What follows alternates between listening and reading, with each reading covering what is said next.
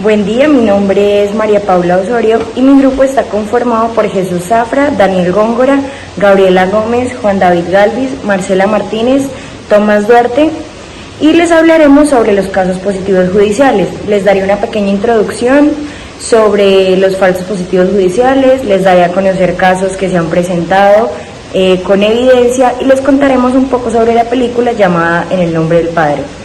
Bueno, los falsos positivos judiciales es una realidad que actualmente afecta a nuestro país. Las personas involucradas que están en esta situación son víctimas de montajes judiciales y muchas de ellas se encuentran presas o en el exilio durante el gobierno del presidente Álvaro Uribe Vélez. Este fenómeno se hizo más viable entre los colombianos y bajo la política de seguridad democrática aparecieron dos llamados, los falsos positivos y los falsos positivos judiciales.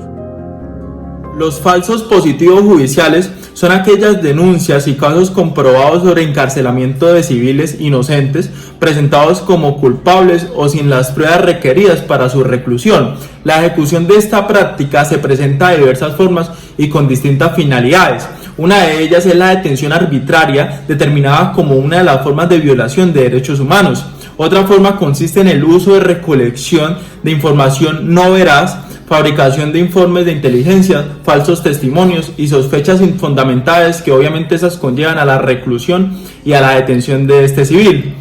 Las pruebas presentadas contra los judicializados generalmente cuentan con contradicciones y en ocasiones han sido declaradas en contra de los derechos fundamentales y de los derechos humanos. Según un informe que hace el Grupo de Trabajo sobre la Detención Arbitraria de las Naciones Unidas, la privación arbitraria de la libertad ha sido usada en otros países como una de las prácticas más comunes para encarcelar opositores políticos, disidentes religiosos, también para coartar la libertad de expresión, y se han encontrado encarcelamientos que se fundamentan también en el marco de la lucha contra el terrorismo.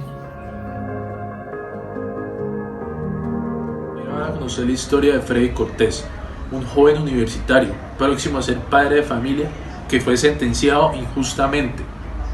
Esto es una clara situación de lo que llamamos falsos positivos judiciales. Todo empezó en el operativo del febrero del año 2009, en donde se capturó alias el Negro y se le incautaron unos documentos que acusaban como principal actor a Freddy de posibles actos terroristas. Dentro de los que más destacaron se encuentra el posible acto, los planes de carácter terrorista contra el presidente del momento, el señor Álvaro Uribe Vélez. Con estos documentos y con testigos que apuntaban a Freddy como principal actor, fue acusado y se le imputaron los cargos de concierto para delinquir y rebelión. Debido a la difícil situación que se encontraba, Freddy recurrió a declararse culpable con el fin de reducir su pena. Esto lo hizo por la presión del fiscal y de su abogado. Esto es una clara situación en donde no se trabajó adecuadamente ni por parte del fiscal ni por parte de su abogado. Se hubiera podido evitar que esos 5 años que le condenaron hubiera podido ser una vida más productiva. Jorge Gaitán era un estudiante universitario que fue capturado en su casa en octubre del 2011 por la Fiscalía 14 de la Unidad de Antiterrorismo de Bogotá, acusado de concierto para delinquir agravado con fines terroristas, administración de recursos con fines terroristas y rebelión.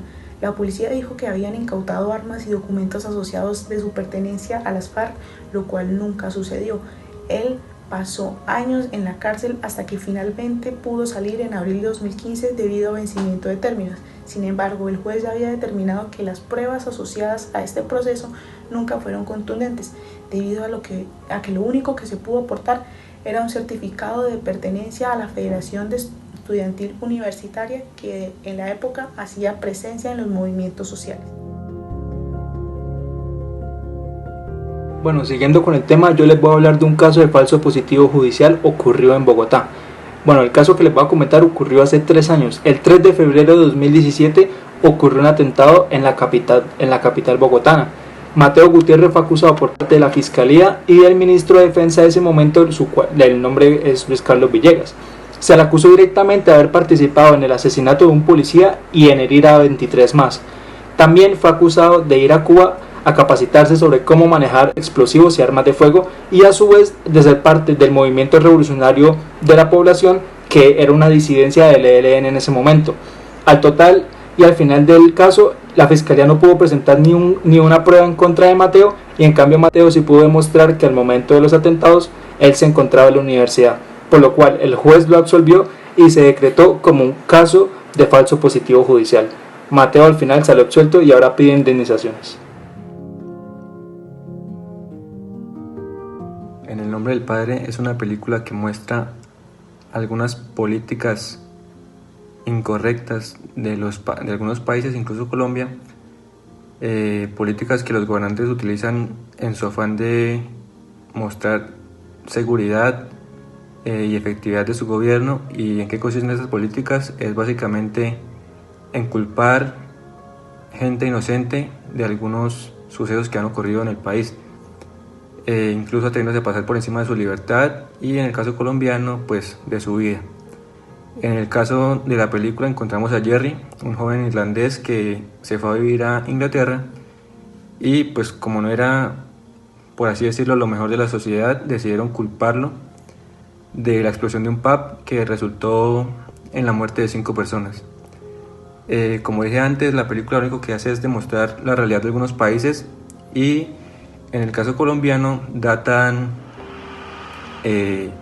casos similares al de Jerry desde 1968, pero sin embargo el auge de estos casos se dio en la década del 2000 y se conocen como falsos positivos.